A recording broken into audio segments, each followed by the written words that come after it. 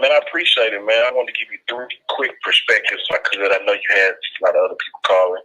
For sure. I want to give you a perspective from a humble guy. I also want to give you a perspective from a fan, and I also want to give you a perspective from a high school coach. Quick perspective as far as the humble guy. Congratulations to Ohio State. You guys did an outstanding job. You know what I mean? You showed up, you handled your business, did what you were supposed to do. You know what I mean? I know you guys wanted that kind of game. Wanted that game.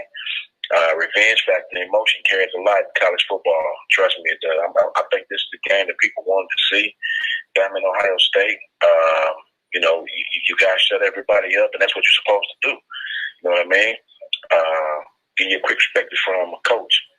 I want to tell you that I hadn't really got a chance to watch Ohio State a lot. I went back and I watched a lot of film of these guys on YouTube. You know, you can find the games where it's not a lot of commentary. It's just play after play after play. So what I did see from the perspective is on like Sean Wade. I tell you this much: I think Derek Stingley is a better press cover corner than Sean Wade. I think Sean Wade is a better off corner. You know, outside shoulder leverage. Okay. I think that's why they do a lot of press bail. I'm pretty sure Ryan Day not gonna do it. If they play man and he play off press bail on Devontae Smith is gonna eat bad. I'm telling you guys this. So I don't think they're gonna play him that way. I think they'll have 2 safeties high, somebody over the top with Devontae. I'm pretty sure that's what they'll try to do.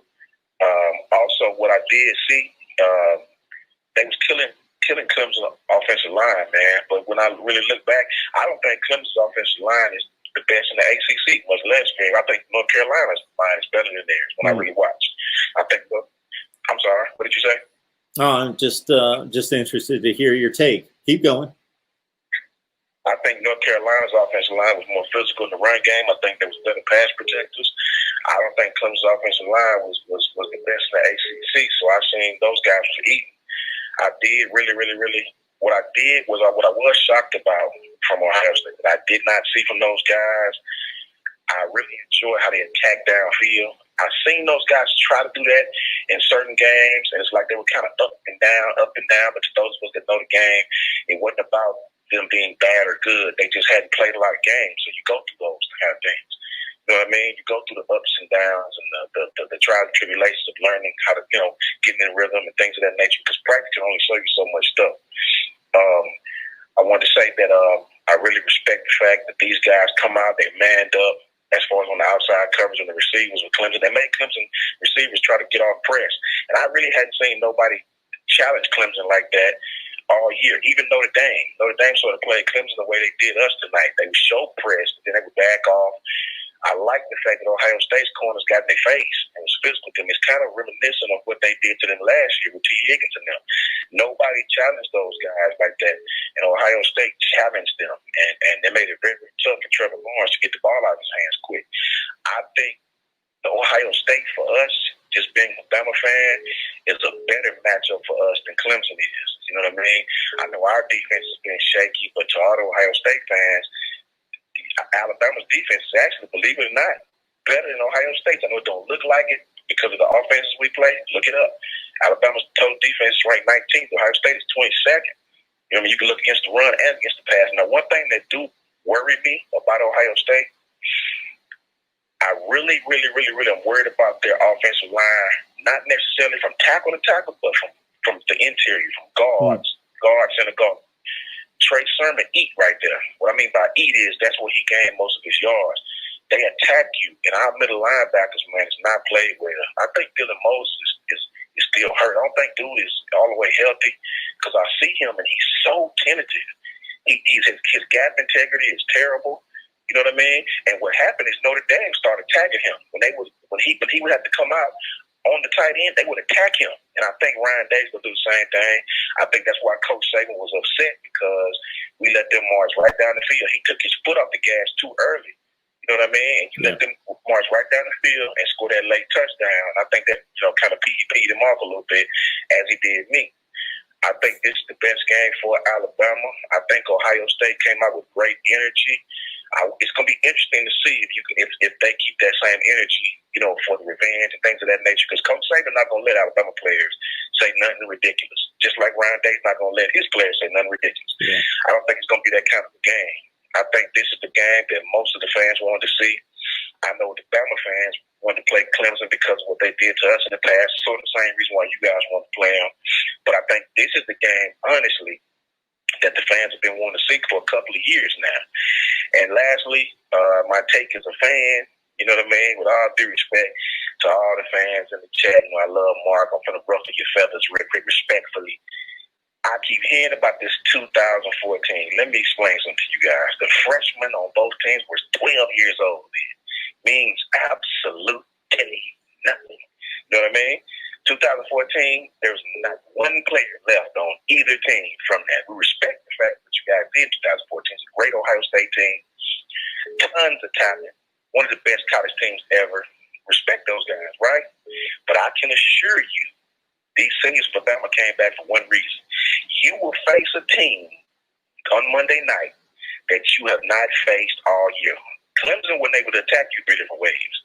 If you shut one thing down on Bama, Najee Harris going to eat. If you shut Najee down, Devontae going to eat. Depending on down in distance and how you play Alabama, you're going to have to defend the entire field against Alabama. The entire field.